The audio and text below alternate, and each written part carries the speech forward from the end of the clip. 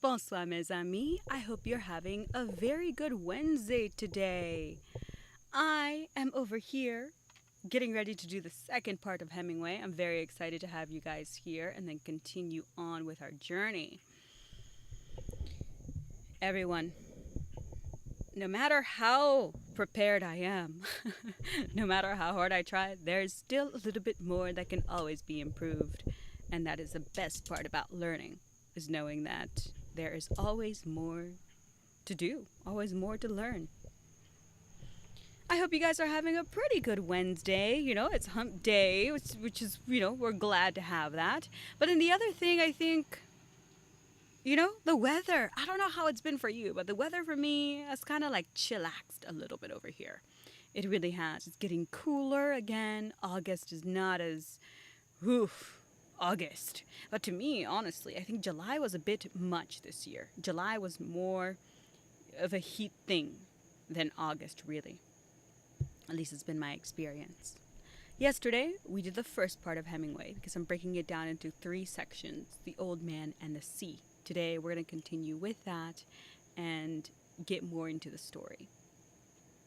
Without much further ado, ladies and gentlemen, I give you The Old Man and the Sea by Ernest Hemingway. I wish I had the boy, the old man said aloud. I'm being towed by a big fish, and I'm the towing bit. I could make the fine lines. I could make the line fast, but then he would break it. I must hold him all I can and give him line when he must have it. Thank God he is traveling and not going down. What I will do if he decides to go down, I don't know. What I'll do if he sounds and dies, I don't know. But I'll do something. There are plenty of things I can do. He held the line against his back and watched it slant in the water, and the skiff moving steadily to the northwest. This will kill him, the old man thought. He can't do this forever. But 4 hours later, the fish was still swimming steadily out to sea, towing the skiff, and the old man was still braced solidly with the line across his back. It was noon when I hooked him, he said, and I have never seen him. He had pushed his straw hat hard down on his head before he hooked the fish, and it was cutting his forehead. He was thirsty, too, and he got down on his knees and, being careful not to jerk on the line, moved as far into the bow as he could and reached the water bottle with one hand. He opened it and drank a little.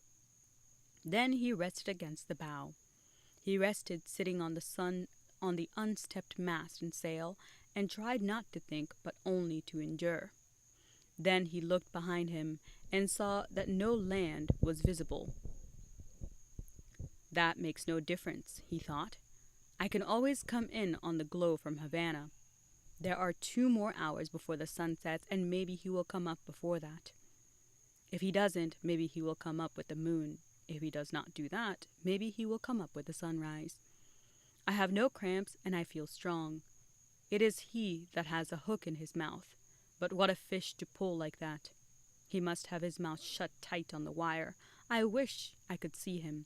I wish I could see him only once to know what I have against me.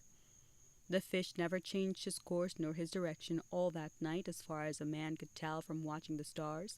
It was cold after the sun went down, and the old man's sweat dried cold on his back and his arms and his old legs. During the day he had taken the sack that covered the bait box and spread it on the sun to dry. After the sun went down, he tied it around his neck so that it hung down over his back, and he cautiously worked it down until the line that was across his shoulders now. The sack cushioned the line, and he had found a way of leaning forward against the bow so that he was almost comfortable.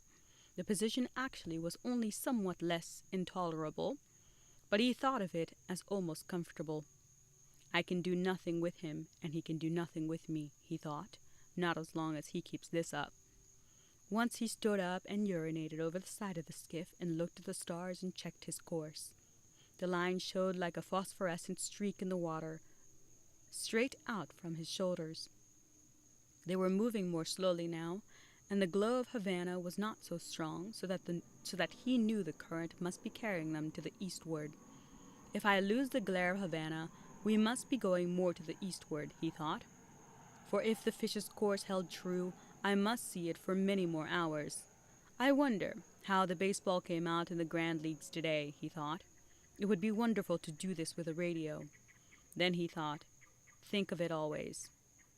Think of what you are doing. You must do nothing stupid. Then he said aloud, I wish I had the boy to help me and to see this. No one should be alone in their old age, he thought, but it is unavoidable. I must remember to eat the tuna before he spoils in order to keep strong. Remember, no matter how little you want to, that you must eat in the morning. Remember, he said to himself. During the night, two porpoises came around the boat, and he could hear them rolling and blowing. He could tell the difference between the blowing noise the male made and the sighing blow of the female. They are good, he said. They play and make jokes and love one another. They are our brothers like the flying fish. Then he began to pity the great fish that he had hooked. He is wonderful and strange, and who knows how old he is, he thought. Never have I had such a strong fish, nor one who acted so strangely. Perhaps he is too wise to jump. He could ruin me by jumping or by a wild rush. But perhaps he has been hooked many times before, and he knows that this is how he should make his fight. He cannot know that it is only one man against him, nor that it is an old man. But what a great fish he is, and what he will bring in the market if the flesh is good. He took the bait like a male, and he pulls like a male, and his fight has no panic in it. I wonder if he has any plans, or if he is just as desperate as I am. He remembered the time he had hooked one pair of marlin. The male fish always let the female fish feed first, and the hooked fish, the female, made a wild, panic-stricken, despairing fight that soon exhausted her. And all the time the male stayed with her, crossing the line and circling with her on the surface. He had stayed so close that the old man was afraid he would cut the line with his tail, which was sharp as a seethe and almost of that size and shape. Then the old man had gaffed her and clubbed her, holding the rapier bill with his sandpaper edge and clubbing her across the top of her head until her color turned to a color almost like the backing of mirrors, and then, with the boy's aid, hoisted her aboard. The male fish had stayed by the side of the boat. Then, while the old man was clearing the lines and preparing the harpoon, the male fish jumped high into the air beside the boat to see where the female was, and then went down deep, his lavender wings, that were her pectoral fins, spread wide and all his wide lavender stripes showing. He was beautiful, the old man remembered, and he had stayed. That was the saddest thing I ever saw with them, the old man thought. The boy was sad too, and we begged her in pardon and then butchered her promptly. I wish the boy was here, he said aloud, and settled himself against the round planks of the bow, and felt the strength of the great fish through the line he held across his shoulders, moving steadily toward whatever he had chosen. When once, through my treachery, it had been necessary to him to make a choice, the old man thought. His choice had been to stay in the deep, dark water, far out beyond all snares and traps and treacheries. My choice was to go there to find him beyond all people in the world. Now we are joined together, and have been since noon, and no one to help either one of us. Perhaps I should not have been a fisherman, he thought, but that was the thing I was born for. I must surely remember to eat the tuna after it gets light. Some time before daylight, something took one of the baits that were behind him. He heard the stick break and the line begin to rush out over the gunwale of the skiff. In the darkness he loosened his sheath knife, and taking all the strain of the fish on his left shoulder, he leaned back and cut the line against the wood of the gunwale. Then he cut the other line closest to him, and in the dark made the loose ends of the reserve coils fast. He worked skillfully with one hand and put his foot on the coils to hold them as he drew his knots tight. Now he had 6 reserve coils of line. There were 2 from each bait he had severed, and the 2 from the bait the fish had taken, and they were all connected. After it is light, he thought, I will work back to the 40-fathom bait and cut it away 2 and link up the reserve coils. I will have lost 200 fathoms of good Catalan cordel, and the hooks and leaders. That can be replaced. But who replaces this fish if I hook some fish and it cuts him off? I don't know what that fish has that took the bait just now. I don't know what that fish was that took the bait just now. It could have been a marlin or a broadbill or a shark. I never felt him. I had to get rid of him too fast. Aloud he said, I wish I had the boy. But you haven't got the boy, he thought. You have only yourself, and you had better work back the last line now, in the dark or not in the dark, and cut it away and hook up the 2 reserve coils. So he did. It was difficult in the dark, and once the fish made a surge that pulled him down on his face and made a cut below his eye. The blood ran down his cheek a little way, but it coagulated and dried before it reached his chin, and he worked his way back to the bow and rested against the wood. He adjusted the sack and carefully worked the line so that it came across a new part of his shoulders, and, holding it anchored with his shoulders, he carefully felt the pull of the fish, and then felt his hand the progress of the skiff through the water. I wonder what he made the lurch for, he thought. The wire must have slipped on the great hill of his back. Certainly his back cannot feel as badly as mine does, but he cannot pull this skiff forever, no matter how great he is. Now everything is cleared away that might make trouble, and I have a big reserve of line, all that a man can ask. Fish, he said softly, aloud. I'll stay with you until I am dead. He'll stay with me too, I suppose, the old man thought, and he waited for it to be light. It was cold now in the time before daylight, and he pushed against the wood to be warm. I can do it as long as he can, he thought, and in the first light the line extended out and down into the water. The boat moved steadily, and when the first edge of the sun rose, it was on the old man's right shoulder. He's headed north, the old man said. The current will have set us far to the eastward, he thought. I wish he would turn with the current. That would show that he was tiring. When the sun had risen further, the old man realized that the fish was not tiring. There was only one favorable sign. The slant of the line showed he was swimming at a lesser depth. That did not necessarily mean that he would jump, but he might. God, let him jump, the old man said. I have enough line to handle him. Maybe if I can increase the tension just a little bit, it will hurt him and he will jump.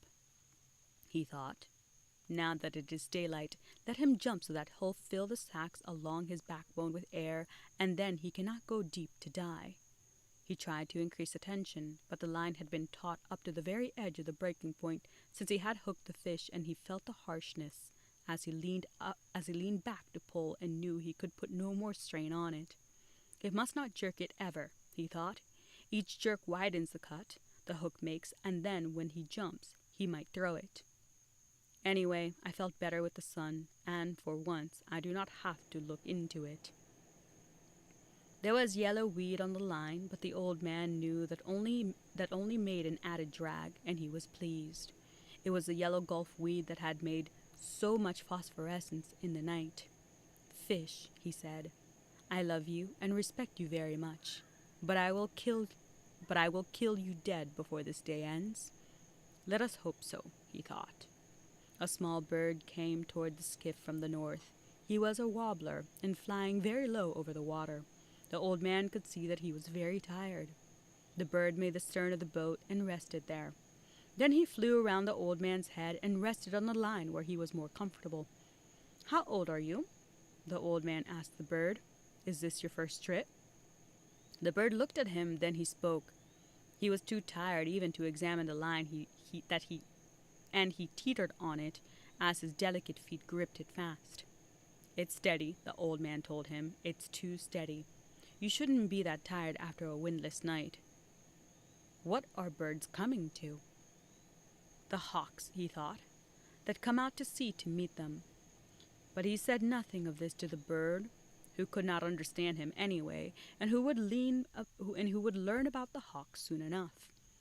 Take a good rest, small bird, he said, then go in and take your chance like any man or bird or fish. It encouraged him to talk because his back had stiffened in the night and it hurt truly now. Stay at my house if you like, bird, he said. I am sorry. I cannot hoist the sail and take you in with the small breeze that is rising, but I am with a friend."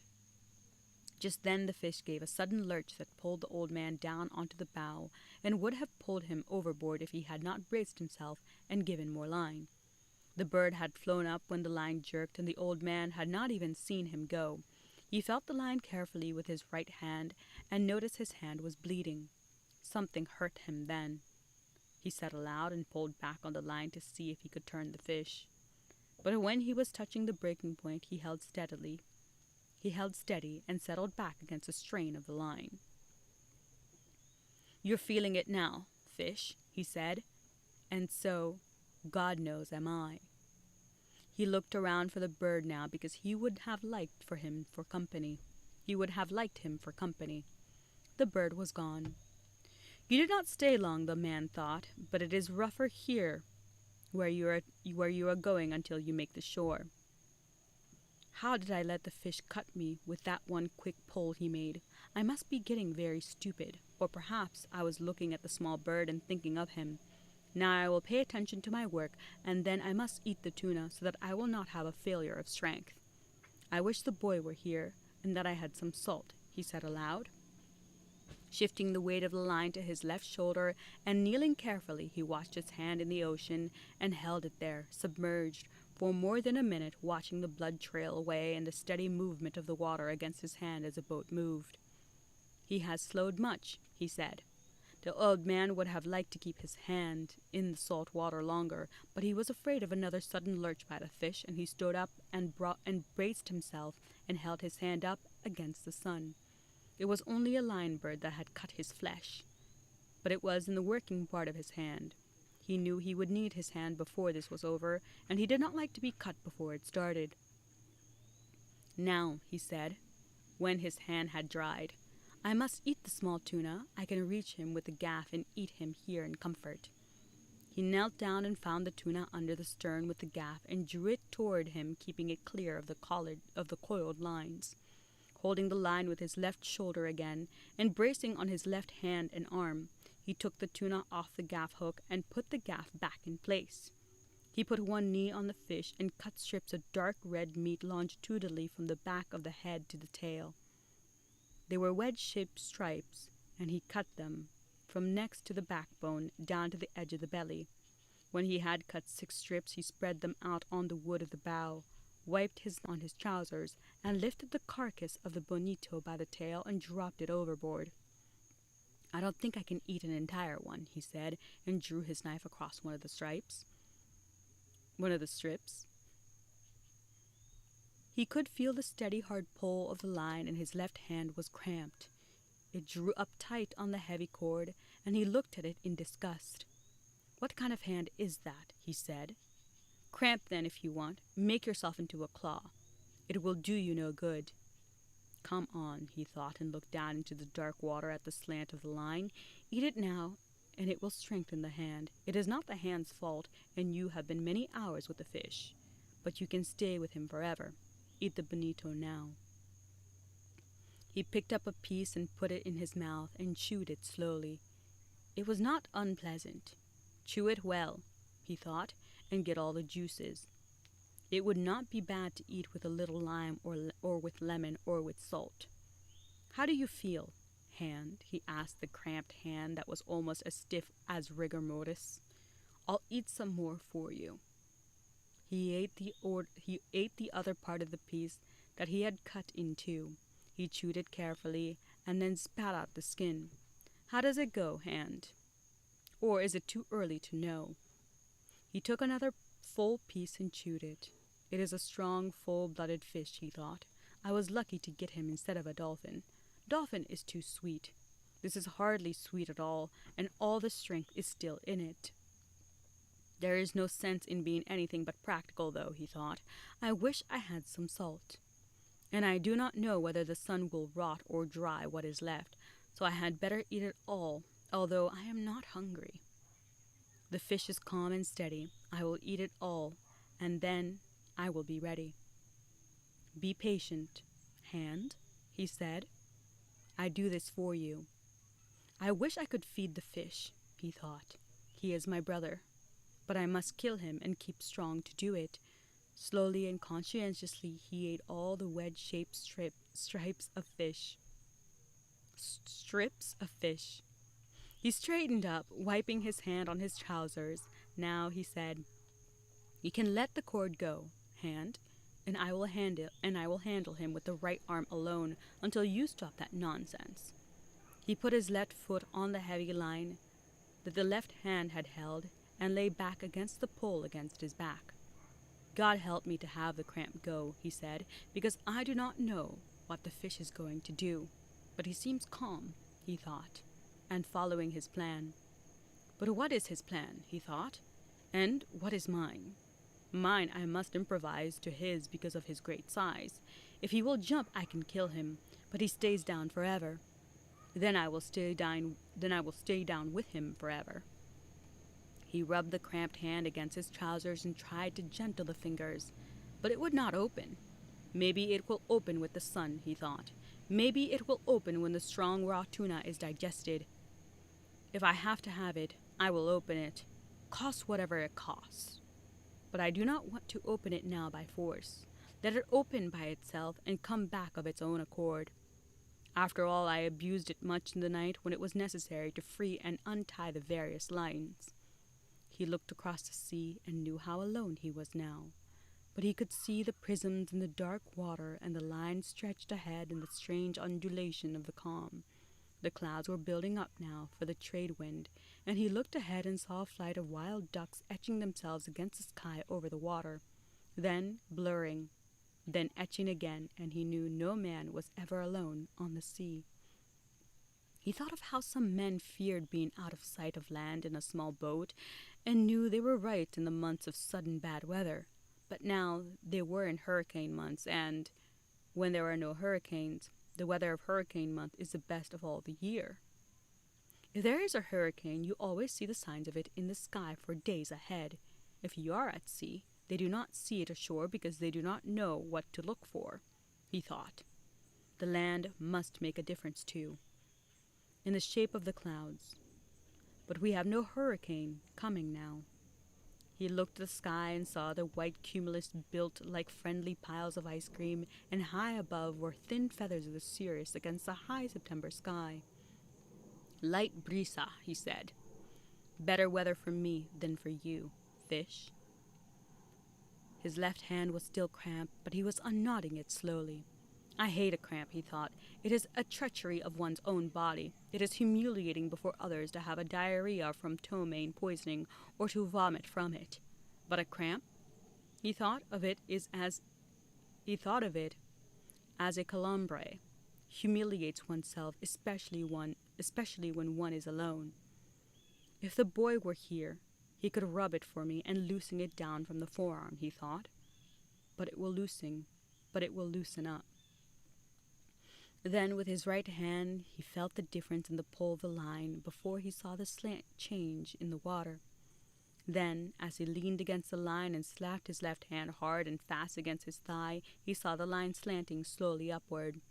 "He's coming up," he said. "Come on, hand. Please, come on."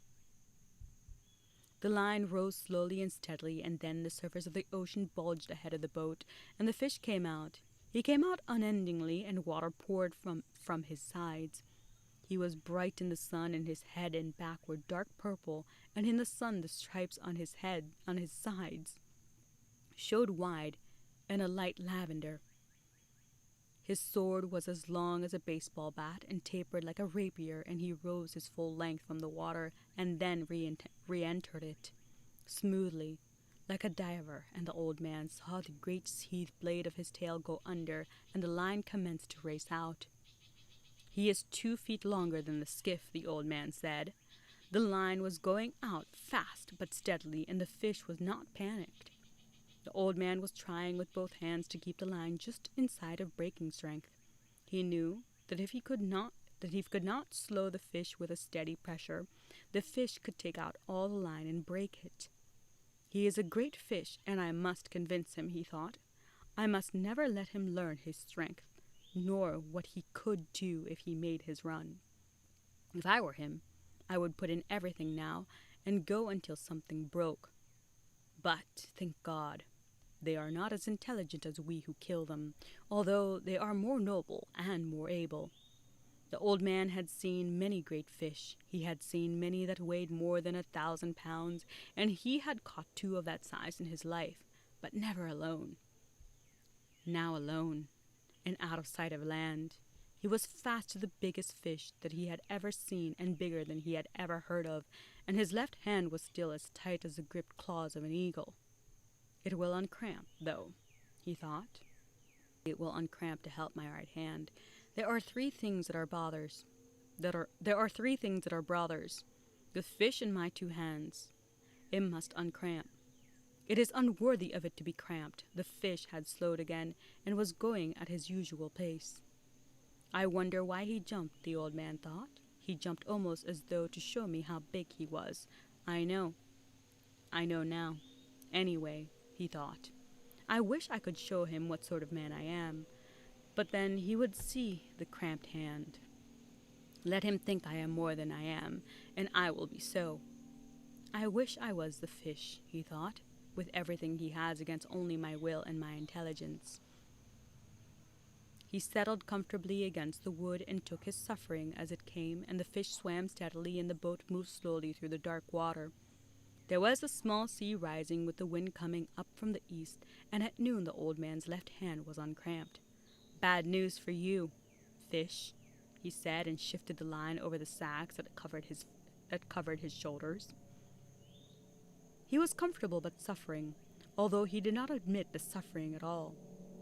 I am not religious, he said, but I will say 10 Our Fathers and 10 Hail Marys that I should catch this fish, and I promise to make the pilgrimage to the Virgin de Cobre if I catch him. That is a promise. He commenced to say his prayers mechanically. Sometimes he would be so tired that he could not remember the prayer, and then he would say them so fast as they would come automatically. Hail Marys are easier to say than Our Fathers, he thought.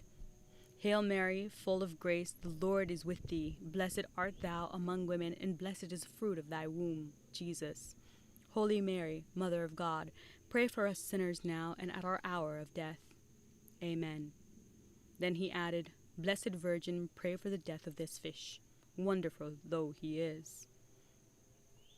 With his prayers said and feeling much better, but suffering exactly as much, and perhaps a little more, he leaned against the wood of the bough and began mechanically to work the fingers of his left hand. The sun was hot now, although the breeze was rising gently. I had better rebait that little line out over the stern, he said. If the fish decide to stay another night, I will need to eat again, and the water is low in the bottle.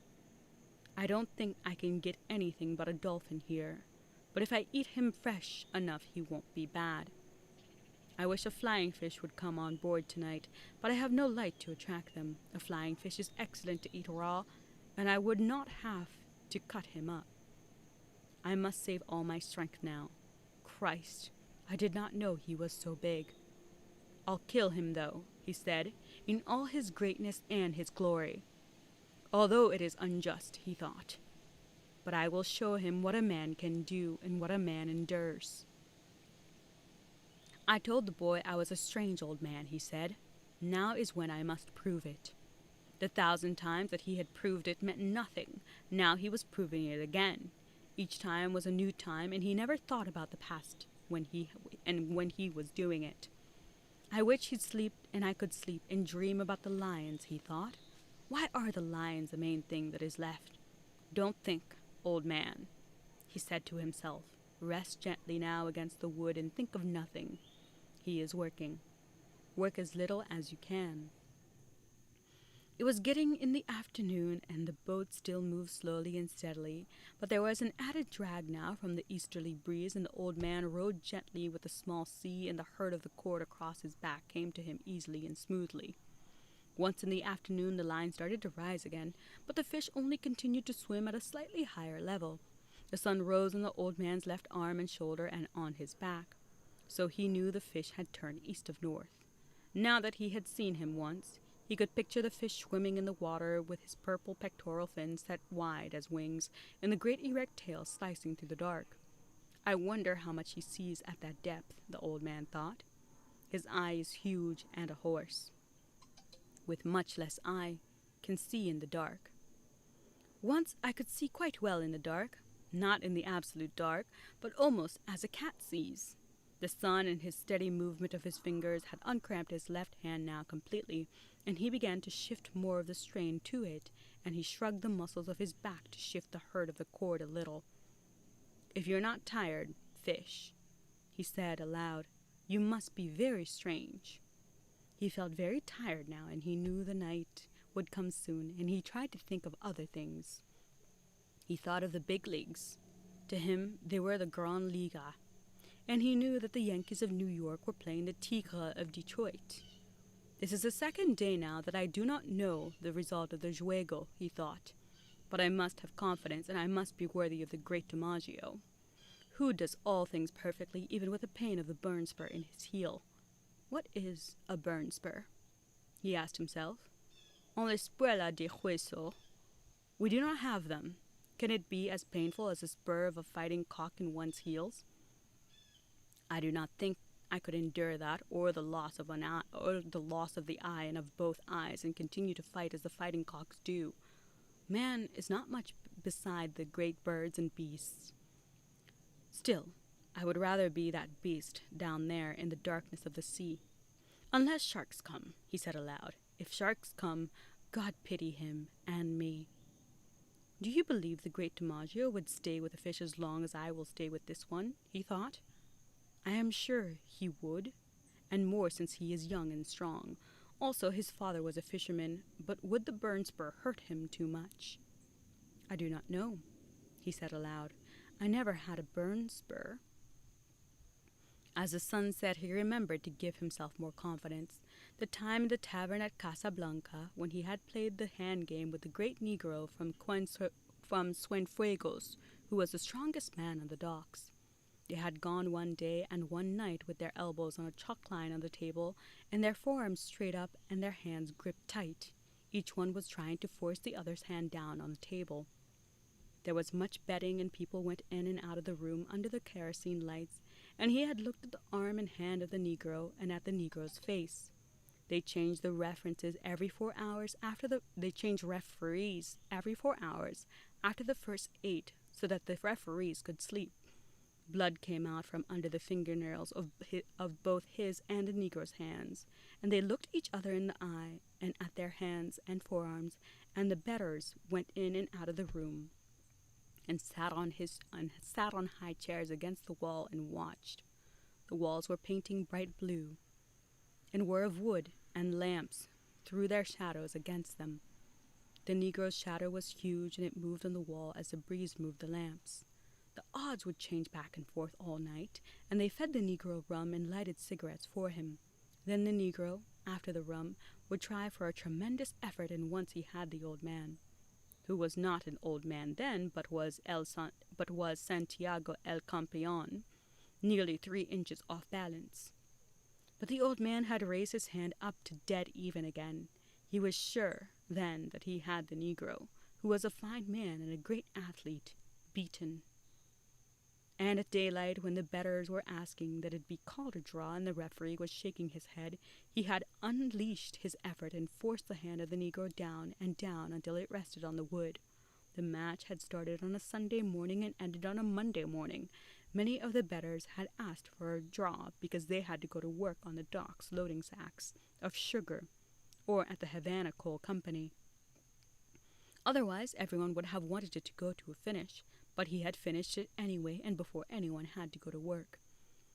For a long time after that, everyone called him the champion, and there had been a return match in the spring, but not much money was bet, and he had won it quite easily since he had broken the confidence of the Negro from Cienfuegos in the first match. After that, he had a few matches and then no more. He decided that he could beat anyone if he wanted to badly enough, and he decided that it was bad for his right hand for fishing.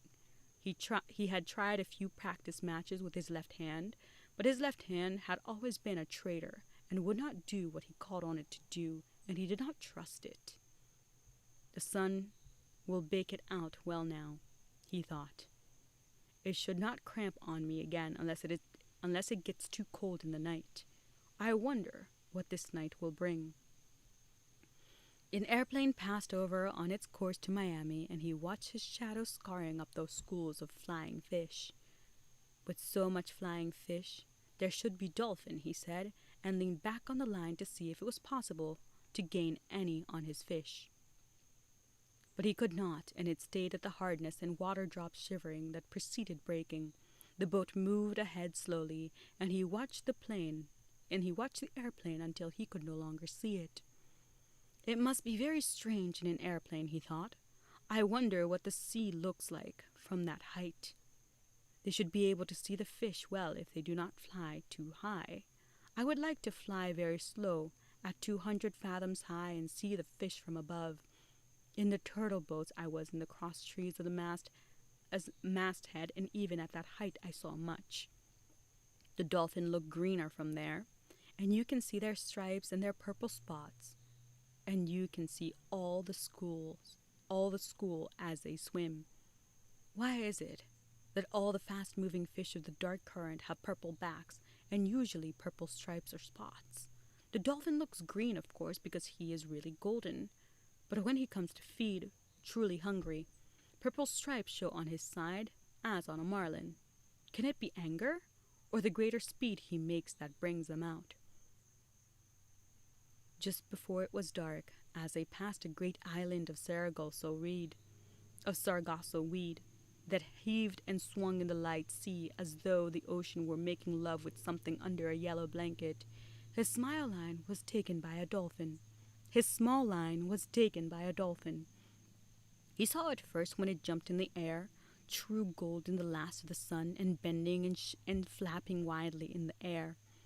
It jumped again and again in the acrobatics of its fear, and he worked its way back to the stern, and crouched and holding the big line with his right hand and arm, he pulled the dolphin in with his left hand, stepping on the gained line each time with his bare left foot. When the fish was at stern, plunging and cutting from side to side in desperation, the old man leaned over the stern and lifted the burnished gold fish with its purple spots over the stern. Its jaws were working convulsively, in quick bites against the hook, and it pounded the bottom of the skiff with its long, flat body, its tail and its head, until he clubbed it across the shining golden head, until it shivered and was still. The old man unhooked the fish, rebaited the line with another sardine, and tossed it over. Then he worked his way slowly back to the bow. He washed his left hand and wiped it on his trousers. Then he shifted the heavy line from his right hand to his left and washed his right hand in the sea while he watched the sun go into the ocean and the slant of the big cord. He hasn't changed at all, he said, but watching the movement of the water against his hand, he noted that it was perceptibly low. I'll lash the 2 oars together across the stern, and that will slow him in the night, he said. He's good for the night, and so am I. It would be better to gut the dolphin a little later to save the blood in the meat, he thought. I can do that a little later and lash the oars to make a drag at the same time. I had better keep the fish quiet now and not disturb him too much at sunset. The setting of the sun is a difficult time for a fish.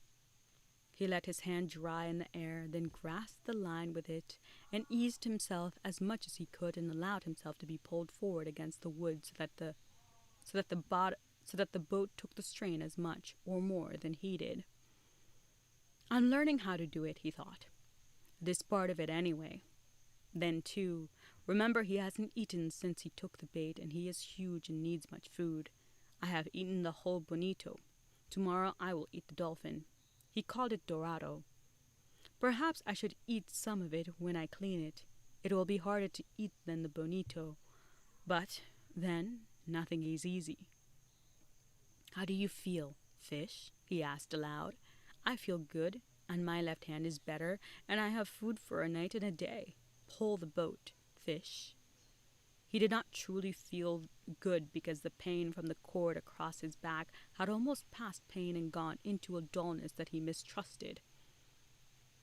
But I have had worse things than that, he thought. My hand is only cut a little, and the cramp is gone from the other. My legs are all right. Also, now I have gained on him in the question of sustenance. It was dark now, as it becomes dark quietly after the sun sets in September. He lay against the worn wood of the bough and rested all that he could. The first stars were out. He did not know the name of Rigel, but he saw it and knew soon. They would all be out, and he would have all his distant friends. The fish is my friend too, he said aloud. I have never seen or heard of such a fish, but I must kill him. I am glad we do not have to try to kill the stars. Imagine if each day a man must try to kill the moon, he thought. The moon runs away. But imagine if a man each day should have to try to kill the sun. We were born lucky, he thought. Then he was sorry for the great fish that had nothing to eat, and his determination to kill him never relaxed on his sorrow for him. How many people will he feed, he thought. But are they worthy to eat him? No, of course not. There is no one worthy of eating him from the manner of his behavior and his great dignity. I do not understand these things, he thought, but it is good that we do not have to try to kill the sun, or the moon, or the stars. It is enough to live on the sea and kill our true brothers. Now, he thought, I must think about the drag. It has its perils and its merits. I may lose so much line that I will lose him.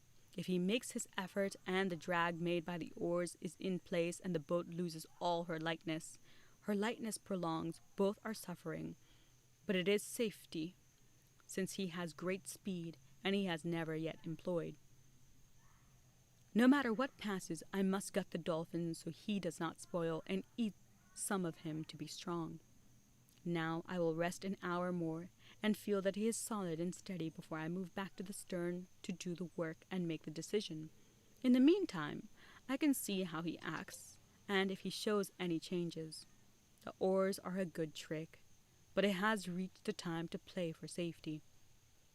He is much fish still, and I saw that the hook was in the corner of his mouth, and he has kept his mouth tight shut. The punishment of the hook is nothing. The punishment of hunger, and that he is against something that he does not comprehend, is everything. Rest now, old man, and let him work until your next duty comes. He rested for what he believed to be 2 hours. The moon did not rise now until late, and he had no way of judging the time.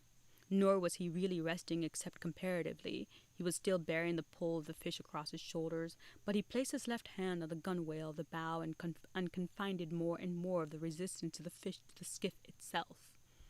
How simple it would be if I could make the line fast, he thought.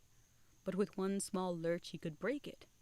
I must cushion the pull of the line with my body, and at all times be ready to give line with both hands. But you have not slept yet, old man, he said aloud. It is half a day and a night, and now another day, and you have not slept. You must devise a way so that you sleep a little if he is quiet and steady, but if you do not sleep you might become unclear in the head. I'm clear enough in the head, he thought. Too clear. I am as clear as the stars that are my brothers. Still, I must sleep. They sleep, and the moon and the sun sleep, and even the ocean sleeps sometimes on certain days when there is no current and a flat calm. But remember to sleep, he thought. Make yourself do it and devise some simple and sure way about the lines. Now go back and prepare the dolphin. It is too dangerous to rig the oars as a drag if you must sleep. I could go without sleeping, he told himself, but it would be too dangerous. He started to work his way back to the stern on his hands and knees, being careful not to jerk against the fish. He may be half asleep himself, he thought, but I do not want him to rest. He must pull until he dies. Back in the stern he turned so that his left hand held the strain of the line against his shoulders and drew his knife from its sheath with his right hand. The stars were bright now, and he saw the dolphin clearly, and he pushed the blade of his knife into his head and drew him out from under the stern. He put one of his feet on the fish and slit him quickly from the vent up the tip of his lower jaw. Then he put his knife down and gutted him with his right hand, scooping him clean and pulling the gills clear. He felt the maw heavy and slippery in his hands, and he slit it open. There were 2 flying fish inside. They were fresh and hard, and he laid them side by side and dropped the guts and the gills over the stern. They sank, leaving a trail of phosphorescence in the water. The dolphin was cold and a leprous gray, white now in the starlight. The old man skinned one side of him while he held his right foot on the fish's head. Then he turned him over and skinned the other side and cut each side off from the head down to the tail. He slid the carcass overboard and looked to see if there was any swirl in the water, but there was only the light of its slow descent. He turned then and placed the 2 flying fish inside the 2 fillet of fish, and putting his knife back into its sheath, he worked his way slowly back to the bow. His back was bent with the weight of the line across it, and he carried the fish in his right hand. Back in the bow, he laid the 2 fillet of fish out on the wood with the flying fish beside them. After that, he settled the line across his shoulders in a new place and held it again with his left hand resting on the gunwale. Then he leaned over the side and watched the flying fish in the water, noting the speed of the water against his hand.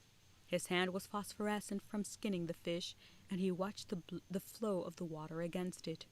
The flow was less strong, and as he rubbed the side of his hand against the planking of the skiff, particles of phosphorus floated off and drifted slowly astern. "He is tiring, or he is resting," the old man said. "Now let me get through the eating of this dolphin and get some rest and a little sleep." Under the stars and with the night colder all the time, he ate half of one of the dolphin fillet and one of the flying fish, gutted and with its head cut off. "What an excellent fish dolphin is to eat cooked," he said, "and what a miserable fish raw. I will never go in a boat again without salt or limes. If I had brains, I would have splashed water on the bow all day, and drying, it would have made salt," he thought. "But then I did not hook the dolphin until almost sunset. Still, it was a lack of preparation. But I have chewed it all well, and I am not nauseated." The sky was clouding to the east, and one after another the stars he knew were gone. It looked now as though he were moving into a great canyon of clouds, and the wind had dropped. "There will be bad weather in 3 or 4 days," he said, "but not tonight and not tomorrow. Rig now to get some sleep, old man, while the fish is calm and steady." He held the line tight in his right hand, and then pushed his thigh against his right hand as he leaned all his weight against the wood of the bow. Then he passed the line a little lower on his shoulders and braced his left hand on it. "My right hand can hold it as long as it is braced," he thought. If it relaxes in sleep, my left hand will wake me as the line goes out. It is hard on the right hand, but he is used to punishment. Even if I sleep 20 minutes or a half an hour, it is good." He lay forward, cramping himself against the line with all of his body, putting all of his weight onto his right hand. And he was asleep. He did not dream of the lines, but instead of a vast school of porpoises that stretched for 8 or 10 miles, it was in the time of their mating, and they would leap high into the air and return into the same hole they had made in the water when they leaped. Then he dreamed that he was in the village on his bed, and there was a norther, and he was very cold, and his right arm was asleep because his head had rested on it instead of a pillow. After he began to dream of the long yellow beach, he saw the first of the lions come down onto it in the early dark, and then the other lions came, and he rested his chin on the wood of the bows, where the ship lay anchored with the evening offshore breeze, and he waited to see if there would be more lions, and he was happy. The moon had been up for a long time, but he slept on, and the fish pulled on steadily, and the boat moved into the tunnel of clouds. He woke with a jerk of his right fist coming up against his face, and the line burning out through his right hand. He had no feeling of his left hand, but he braked all he could with his right, and the line rushed out. Finally, his left hand found the line, and he leaned back against the line, and now it burned his back and his left hand, and his left hand was taking all the strain and cutting badly. He looked back at the coils of line, and they were feeding smoothly. Just then the fish jumped, making a great bursting of the ocean and then a heavy fall. Then he jumped again and again, and the boat was going fast, although line was still racing out, and the old man was raising the strain to breaking point and raising it to breaking point again and again. He had been pulled down tight onto the bow, and his face was in the cut slice of the dolphin, and he could not move. This is what we waited for, he thought, so now let us take it. Make him pay for the line, he thought. Make him pay for it. He could not see the fish's jumps, but only heard the breaking of the ocean and the heavy splash as he fell. The speed of the line was cutting his hands badly, but he had always known this would happen, and he tried to keep the cutting across the callous parts and not let the line slip into the palm nor cut the fingers. If the boy were here, he would wet the coils of line, he thought. Yes, if the boy were here. If the boy were here. The line went out and out and out, but it was slowing now, and he was making the fish earn each inch of it.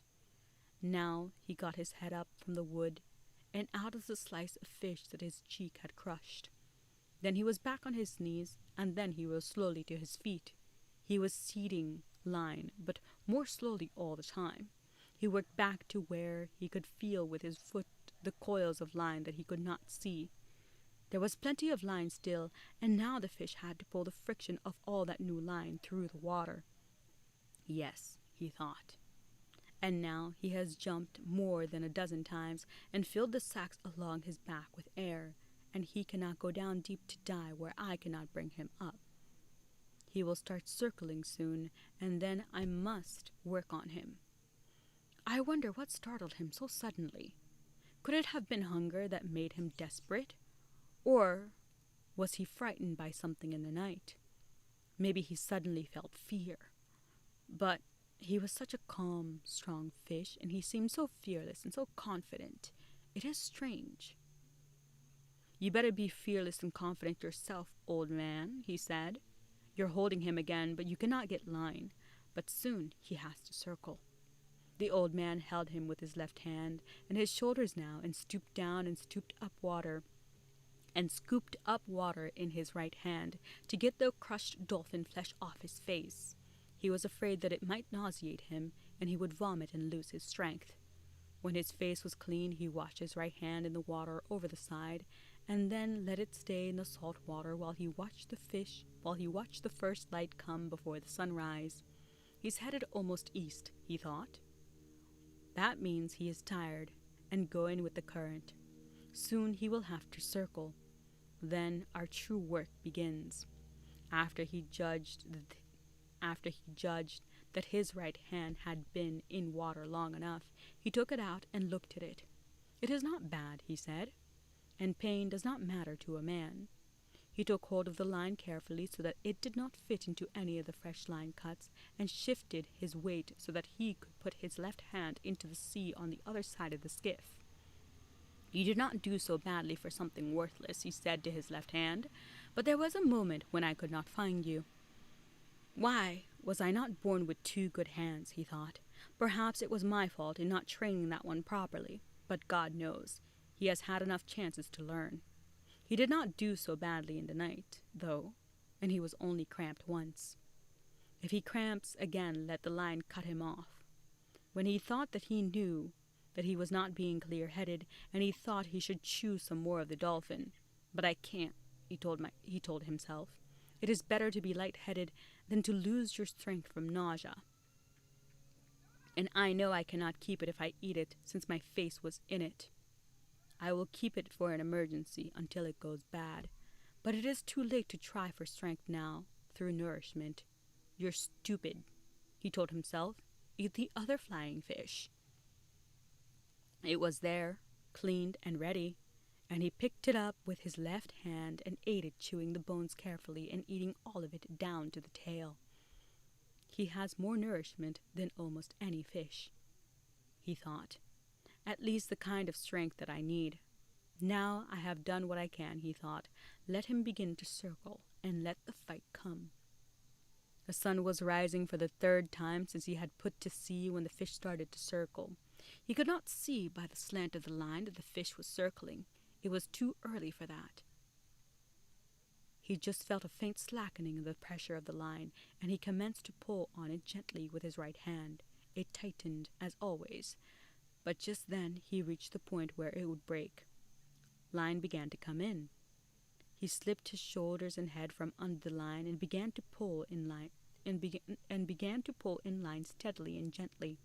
He used both of his hands in a swinging motion and tried to do the pulling as much as he could with his body and his legs. His old legs and shoulders pivoted with the swinging of the pulling. "It is a very big circle," he said, "but he is circling." Then the line would not come in any more, and he held it until he saw the drops jumping from it in the sun. Then it started out, and the old man knelt down and let it go grudgingly back into the water. "He is making the far part of his circle now," he said. "I must hold all I can," he thought. "The strain will shorten his circle each time. Perhaps in an hour I will see him. Now I must convince him, and then I must kill him." But the fish kept on circling slowly, and the old man was wet with sweat and tired deep in his bones 2 hours later. But the circles were much shorter now, and from the way the line slanted he could tell the fish had risen steadily while he swam. For an hour the old man had been seeing black spots before his eyes, and the sweat salted his eyes and salted the cut over his eyes and on his forehead. He was not afraid of the black spots. They were normal at the tension that he was pulling on the line. Twice, though, he had felt faint and dizzy, and that had worried him. "I could not fail myself and die on a fish like this," he said, "now that I have him coming so beautifully. God help me endure. I'll say 100 Our Fathers and 100 Hail Marys, but I cannot say them now. Consider them said," he thought. "I'll say them later." Just then he felt a sudden banging and jerking on the line, and he felt with his 2 hands. It was sharp and hard-feeling and heavy. "He is hitting the wire leader with his spear," he thought. That was bound to come. He had to do that. It may make him jump, though, and I would rather he stay circling now. The jumps were necessary for him to take air, but after each one can widen the opening of the hook wound, and he can throw the hook. "Don't jump, fish," he said. "Don't jump." The fish hit the wire several times more, and each time he shook his head, the old man gave up a little line. "I must hold this pain where it is," he thought. "Mine does not matter. I can control mine." But his pain could drive him mad. After a while the fish stopped beating at the wire and started circling slowly again. The old man was gaining line steadily now, but he felt faint again. He lifted some sea water with his left hand and put it on his head. Then he put more on and rubbed the back of his neck. "I have no cramps," he said, "but he'll be up soon, and I can last. You have to last. Don't even speak of it."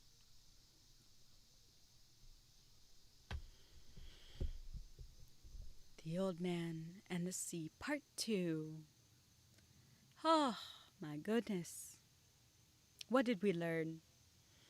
Well, personally, this is my 4th time reading this with you guys. And each time, there are some details that I am like, wow, I missed that. You want to know, a part that I missed last time, again, like one little nugget that I noticed that wasn't there last time, is simply the little bit of difference with the airplane going over and then him talking about how he remembers being in a boat when he was high enough and he could sit in the mast or go up on top in the boat and then, look down and see what's happening. And he had mentioned with the airplane that if they didn't fly so high, they would be able to see all these cool things in the ocean. The way that the dolphin looks so different compared to all the other animals. And that's just, wow. Each time, little details. This section, the middle part that we just read, a lot of it is the fighting back and forth and hooking the fish and going back and forth and learning with that one. I'm just as lost as you are. And that's what we're really here for with these conversations. Like, I'm just as lost as you are in being like, I don't know. I think each person is supposed to take their own meaning from this. They're supposed to take their own idea from this. And for me, everything that comes up is about resilience. It's about fighting.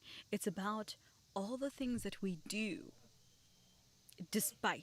in spite of it all.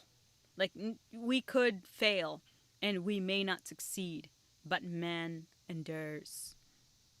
I'm typing in right now in the chat about what I'm doing because I want to slowly build it up that, people begin to recognize that epic discussions, when we are in this mode, it's time for me to hear your thoughts and hear what you think of all this.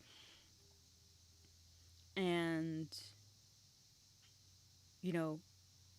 I think me going ahead and putting in something in the chat box is a good thing to do as well in terms of getting more people who are like-minded to comment on similar topics.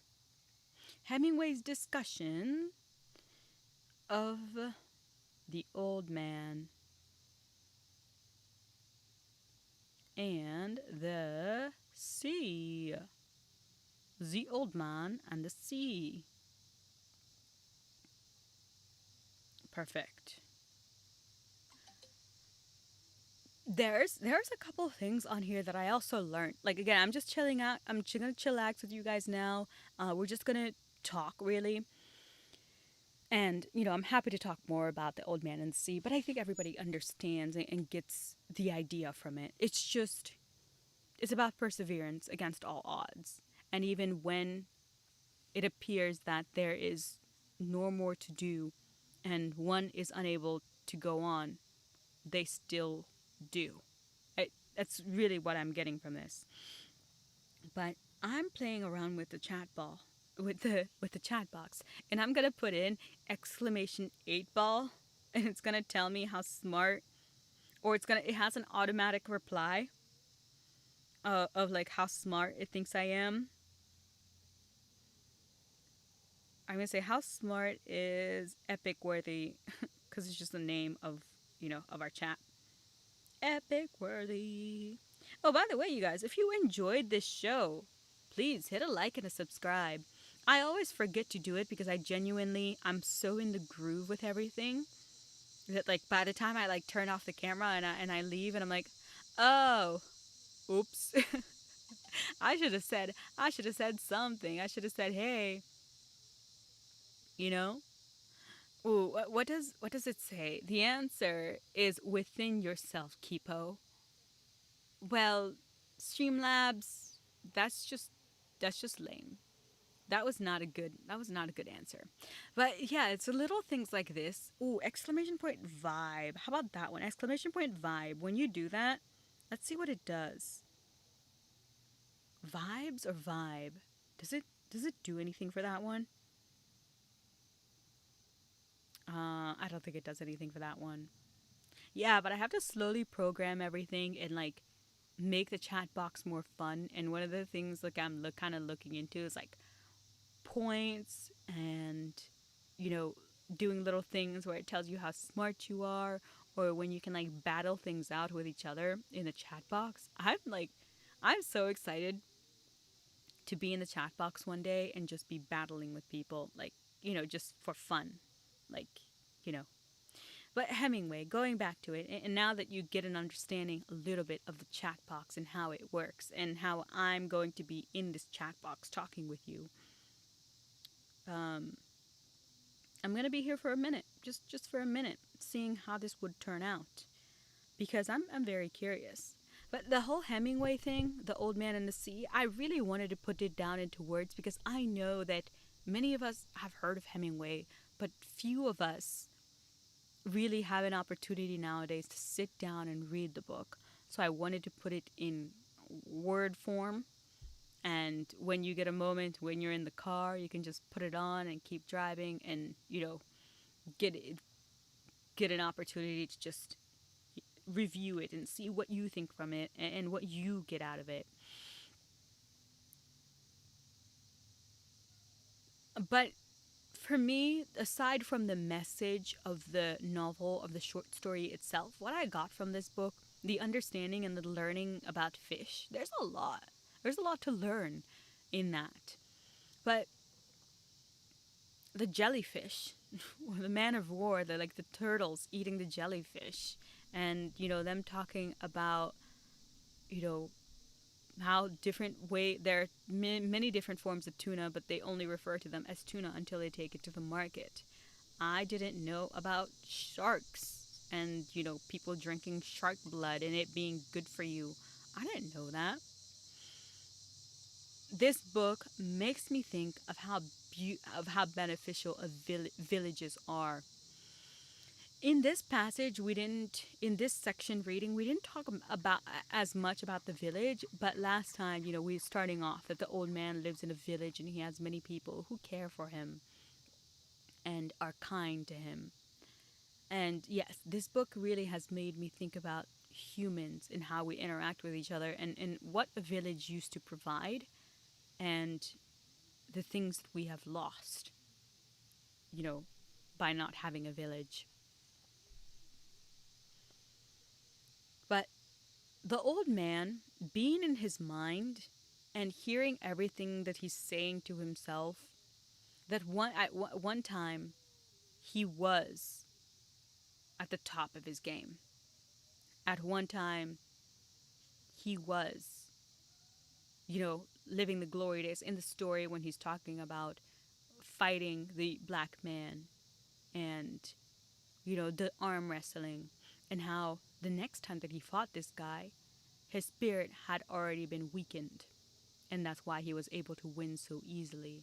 In that particular passage, what just makes me think of is simply the spirit is stronger than the flesh. I think that is really where we were going at with that specific one. The spirit is stronger than the flesh. Just as his spirit is prevailing now, and he's holding on to this fish for dear life. 3 days, barely any food, really, and he drinks water. But the pain in his hands, the pain in his back, his left hand cramping up and not, opening up for him to be able to use it. All these things, it really is just a battle about what is going on and what the spirit is trying to accomplish versus what the flesh can take. Yeah, at the end of the day, the spirit is much stronger than the flesh. That's what I have found. To persevere, to be able to bring in such a big fish and to hold on for so long, one has to have such a spirit. But this, for me, as a person who enjoys knowledge and learning, it makes me think about people who are like-minded, who enjoy knowledge like I do. It makes me think of how resilient such people are. From what I can understand, the more knowledgeable you are, the more you learn, the more painful life can be. Weird, I know, weird. Think about this for a moment. And again, this is just me chatting with you now. I'm getting in my comfy zone. You can't see right now exactly how I am. Luckily, this is blocking me. I may like this little thing over here. I may just keep it because I like it. It protects me from all my bad things that I do. Going on, back to this. The more that you know, the more painful your life is. I truly could see that. And I do witness it in my own life. Like each time I learn something new, it makes me think of how little I know. But then because I'm such a person, or maybe it's just my background, but I always want to find out and know as much as possible before I go into a situation. But this podcast, I researched for like a year before I like began it. I had read like 4 books in advance before I began this podcast. So it just shows you how I am with, doing my research and learning more. And even with me learning more, it still didn't help. It still did not help at all. I'm doing well, of course, because, I put in the time and the effort. But for me, I'm still not, like, it's still not as good as I would have wanted it to be. Still not as robust as I would have wanted it to be. And I think that's a curse of being a person who is, goes for it, strives for the thing, always a go-getter, and also competitive. You know what, guys? I realize how competitive... I mean, my friends know I'm competitive. They really do know I'm competitive. But my competitiveness and my need to win, sometimes it shows up in weird aspects of my life. And I simply am like, my competitiveness and my need to win can just scare people sometimes. And I forget that. I forget how competitive I am. And there are people out there who are just more kind-hearted and easygoing. And I like those people. I enjoy like hanging out with them. But I do really forget sometimes that my competitive nature can be a deterrent. Can be a deterrent. I can be a bit I've gotten the thing that I'm a bit intense sometimes. The intensity of when I approach things. Yeah, guilty. Guilty. But the old man and the sea. Beautiful. Beautiful. But the perseverance is really what gets me. The perseverance is really what gets me. I am going to see... YouTube is acting a little rough now, and I'm getting a bit of poor connection. But we get the main gist of this. Perseverance, holding until the very end, thinking about the spirit and how it lives on, thinking about the fight. Fight, the human condition. We fight even though that we know we're going to lose. It's just the human condition. Fight in spite of it all. Despite of it all. Still fight. Like it's like you as if you're fighting against time. You know you're going to lose. But to not fight is a disgrace. To not even go for it is just to lose against the human spirit. I don't know. That's what I'm getting. Fight even though you know you're going to lose. And what is there to be gained from the fight? What is there to be gained by going through all of this and persevering? I mean, pride, a good story to think of, like when he was thinking in that story about finally winning against a man of greater strength. Perhaps it's a memory that will live on, and that is just, it cannot be taken away from you. It's just priceless. Maybe the fight of itself is priceless, because even if you lose, you will know that you're not a coward. You're not a man who backs from a fight. I suppose one of the things I could get from this is that a man still fighting, even though that he's going to lose, is one of the most sexy things, or I suppose, it's not woman repellent. If you're thinking of a heterosexual typical relationship, and if you're thinking of it of like, the man is trying to win the woman, I don't think I could do it. Yes, look, let's just think of it of like, you're in the ring and it's just sanctioned fighting, and it's a genuine, like, someone challenges you, and it's like a sport thing, but it's in a contained manner. I I don't think I could be with a man who backed away from a fight. I wouldn't do it. I don't think I could. And I think it's part of it. Like, even if in this situation, hypothetical, if my man were to lose a fight and he gave it his all, that's 100%. Okay, I'm behind you. You can always come back and try again. But you fought. But you have a will. But you have a back. You have a spine. You're not a coward. If my man were to just back away from a fight and not even try, I don't think he would. I don't think he'd be my man anymore. I really don't think so. But I suppose it's how you fight. Fighting is not always head on. So maybe there are different things about in different scenarios, but you get the idea. Fight, even though you know you're going to lose. It will serve your spirit in the long run. So, is it all about feeding the spirit at the end of the day? We do everything to feed the spirit? Because without it, well, you might as well be nothing. Without spirit, what can you be? Really? Those are all questions I am leaving you with. And I've given you a bit of an insight of what I'm thinking with this one. But Hemingway is just, wow. To get those words onto paper and get them down onto paper is just amazing. And the one thing I noticed in here as well is the motif of it coming back. Hemingway loved boxing. Hemingway enjoyed big game hunting and fishing and cockfighting.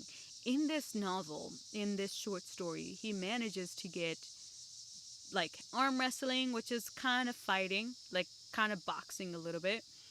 Manages it to get like, the lions in Africa, which were on the beach. So he's referencing like, big animals in that one, able to see them all the time. And then in some of the passages in the middle of that, we just also talked about how, the old man's like, well, the cocks lose both their eyes when they're, the fighting cocks lose both their eyes and they continue to fight. It is interesting to see all of his favorite sports still make it in. One way or another, he's gonna get his sports in. The most interesting part for me is the adventure. Life is about adventures. One should live. One should go and do despite of it all. In spite of it all. One should try. And I think the best part, this book thinks me about how beneficial villages are. The best part about this book is the adventure.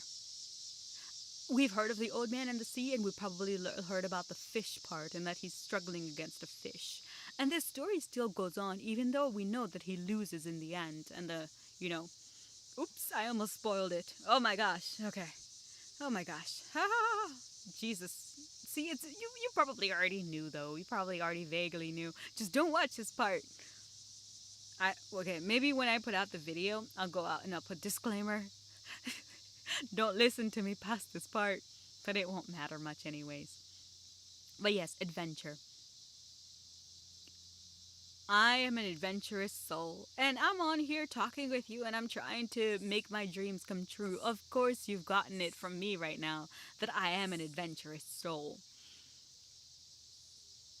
The most interesting thing that I have noticed about me being an adventurous person is that my friends and people around me are always so curious to know what I have been up to.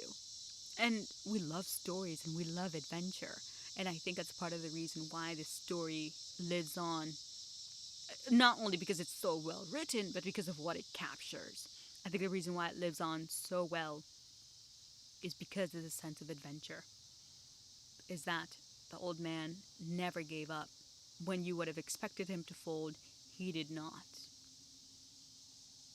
And there is an adventurer in all of us. I truly believe it. There really is an adventurer. And this is a great place to end because I don't want to take your time too much. But it's been fun getting into this one, and tomorrow we're going to finish up the last one of Hemingway. Time flies when you're having fun. Every time. I'm always like, wow, time flew by. But, mes amis, it's been fun. So, tonight I will say au revoir, à demain, à semaine prochaine, and I will talk to you tomorrow.